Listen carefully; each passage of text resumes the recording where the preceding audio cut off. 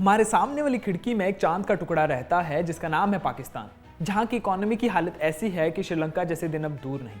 Just imagine, आप एक सुबह उठते हैं, आप पाकिस्तान में हैं, आप घर से बाजार जा रहे हैं, लेकिन पेट्रोल का दाम है 272 रुपये लीटर, दूध का दाम है 235 रुपये लीटर, 1 किलो चिकन है 1000 रुपये, डीजल 262, केरोसिन 217 और $1 280 रुपये। पाकिस्तान में चल रही है इकोनॉमिक क्राइसिस। हालत इतनी खराब है कि आम आदमी को खाना तक नसीब नहीं हो रहा है, आम लोगों के लिए दवाइयां तक खत्म हो गई हैं। पाकिस्तान में हालत ऐसी है कि इकोनॉमिक इमरजेंसी कभी भी लग सकती है। 2023 के खत्म होने से पहले पाकिस्तान को पूरी दुनिया के चुकाने हैं $22 बिलियन और उनका फॉरेन रिजर्व बचा है सिर्फ $3 बिलियन। आर्मी, टेररिज्म या चाइना, आइए आपको बताते हैं क्या है पाकिस्तान की इस हालत की वजह। मेन प्रॉब्लम को समझने के लिए रूट कॉज पर जाना पड़ेगा। तो बात है आज़ादी के वक्त की। जब बंटवारा हुआ था तो सिर्फ जमीन का बंटवारा नहीं हुआ था, पैसों का हुआ था, आर्मी का हुआ था, यहां तक कि IAS ऑफिसर्स का भी हुआ था।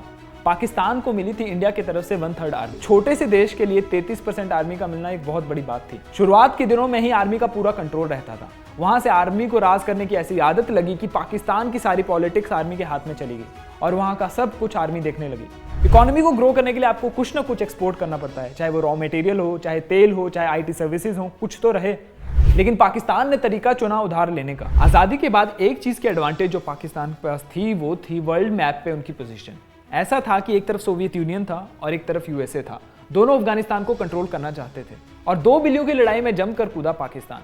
USA ने अफगानिस्तान पर कंट्रोल पाने के लिए पाकिस्तान को पैसे दिए, उनको हथियार दिए, वहां के लोगों को ट्रेन तक किया, जहां से बना तालिबान। टेररिज्म फैलाकर कुछ नहीं मिलता। USA को मिला 9/11 और पाकिस्तान को मिला टेररिज्म का हब होने का खिताब। But if you have snakes in your backyard, you can't expect them to bite only your neighbors. Eventually, they will bite the people who keep them in the backyard. फरवरी 2023 में लगभग 58 terrorist attack Pakistan में हो चुके हैं, उसी terrorism से जो उन्होंने खुद फैलाया। ये पाकिस्तान के इनिशियल दिनों की बात थी, जब उनकी इकोनॉमी चलती थी फंडिंग से। पाकिस्तान की आर्मी का कंट्रोल हमेशा से ही पॉलिटिक्स पर रहा है। आज तक आजादी के बाद लगभग 29 प्राइम मिनिस्टर हुए हैं पाकिस्तान में और एक ने भी अपना टेन्योर पूरा कंप्लीट नहीं किया है। लगभग आधे से ज्यादा प्राइम मिनिस्टर्स का असैसिनेशन हुआ है और आज तक इस मामले में एक भी इंसान गिरफ्तार नहीं हुआ है। कौन बनेगा PM ये आर्मी डिसाइड करती है। भले ही आज तक एक भी जंग पाकिस्तान की आर्मी ने ना जीती हो, लेकिन आज तक एक भी इलेक्शन पाकिस्तान आर्मी हारी नहीं है। पाकिस्तान का बजट, पॉलिसीज, लगभग हर चीज पर आर्मी का कंट्रोल है और यही एक बड़ी वजह है कि आर्मी ऑफिसर दिन प्रतिदिन अमीर और जनता दिन प्रतिदिन गरीब होती जा रही है। आजादी से लेकर अब तक दूसरे देश की फंडिंग पे जीता रहा है पाकिस्तान। फंडिंग जब एक देश से कम पड़ जाती है तो पाकिस्तान दूसरे देश के पास जाता है और दूसरे के बाद तीसरे देश पर। बेसिकली क्रेडिट कार्ड सिस्टम की तरह यहाँ का लोन वहां घुमा रहा है और वहां का लोन यहाँ घुमा रहा है। लेकिन प्रॉब्लम तब हुई जब USA के प्रेसिडेंट बने डोनाल्ड ट्रंप। उन्होंने पावर में आते ही पाकिस्तान की सारी फंडिंग बंद कर दी। पाकिस्तान की इकोनॉमी चरमरा गई, उनका जो बबल था वो फूट गया और उसके बाद उन्हें समझ ना आए कि वो करें क्या।